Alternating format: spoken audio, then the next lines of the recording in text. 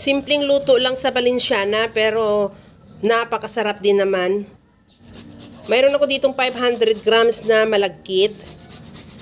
Lagyan ko lang ng luyang dilaw. Gamitan ko lang ng kayuran ng cheese.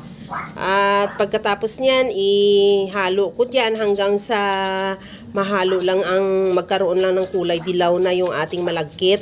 At ibabad ko muna yan ng mga at least 1 hour or pwede na rin 30 minutes. Depende. Basta pag nakita mo ng medyo pumuti na yung ating malagkit o umalsa na siya, pwede na yan. At isit aside muna. Sa kawali naman, nagpainit na ako ng mantika. Igisa ko na rin yung bawang. At isunod ko na rin igisa dyan yung sibuyas. Ihalo lang hanggang sa maluto at ilagay ko na yung karni ng baboy. 1/4 kilo lang yan. Hiniwa ko lang siya ng maliliit para hindi naman masyado malalaki yung ating karni. Para kung ano man, every bite mo ng ating Valenciana, mayroon namang kasaling karni. At naglagay na rin ako ng manok or chicken thigh yan. Hiniwa, binunlis ko siya at saka hiniwa ko lang din ng maliliit. At lagyan ko rin yan ng chorizo bilbao. Ihalo lang din hanggang sa maluto at the same time maluto na rin yung ating karni. Okay na tong ating karni ng baboy at ng manok. Timplahan ko na yan ng asin at paminta.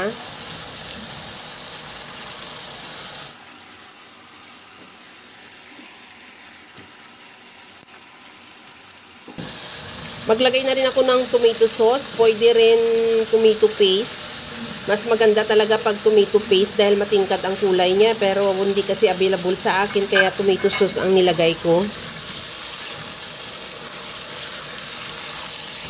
Lagyan ko na rin ng oyster sauce at liquid seasoning. Ihalo lang din hanggang sa medyo mag-reduce lang yung ating liquid seasoning at oyster sauce. Lagyan ko na rin ng dahon ng laurel para mas mabango yung ating karni. At pagkatapos yan, maglagay na ako ng bell pepper. Kunting halo lang at isunod ko na din ilagay dyan yung ating binabad na malagkit.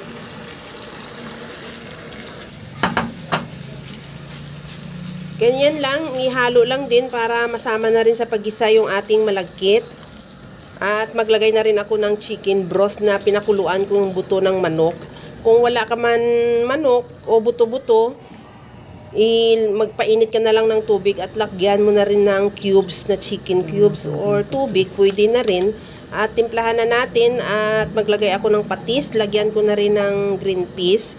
At isunod ko na rin ilagay yung resin or pasas. Kung ayaw mo ng resin, pwede namang hindi mo siya lagyan.